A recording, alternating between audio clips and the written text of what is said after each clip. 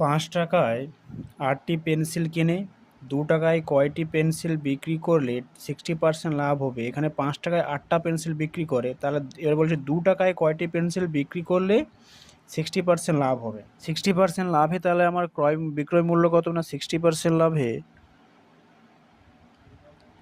বিক্রয় মূল্য 60% লাভে বিক্রয় মূল্য কত হবে? না 60% লাভে বিক্রয় মূল্য হবে আমার ৳১৬০। যদি ক্রয় মূল্য ৳১০০ হয়, বিক্রয় মূল্য হবে ৳১৬০। তাহলে আমার ক্রয় মূল্য ৳১০০ হলে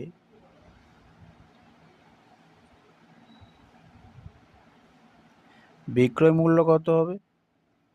না বিক্রয় মূল্য হবে ৳১৬০।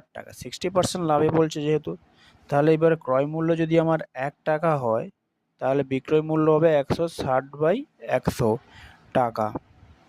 এবার এখানে বলছে ৳৫ ৮টি পেন্সিল কিনে, এখানে ৳৫ ক্রয় মূল্য বলছে, তাহলে এখানে অতএব ক্রয় মূল্য যদি ৳৫ হয়, তাহলে ৳৫ যদি ক্রয় মূল্য হয়, তাহলে বিক্রয় মূল্য হবে তো গুণিতক ৫, ০ ০ ৫ ২ ৮, তাহলে ৳৮।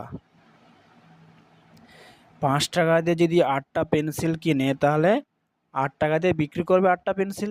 ৳৫ দিয়ে যদি ৮টা পেন্সিল কিনে, তাহলে এইটা আমার ক্রয় মূল্য, যেহেতু ৳৫ ক্রয় মূল্য যদি হয়, বিক্রয় মূল্য ৳৮, তাহলে এই ৳৮ দিয়ে ৮টা পেন্সিল বিক্রি করবে।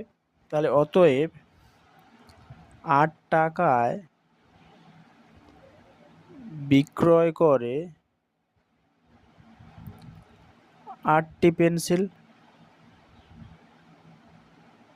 পেন্সিল, তাহলে ৳১ বিক্রি করবে কত?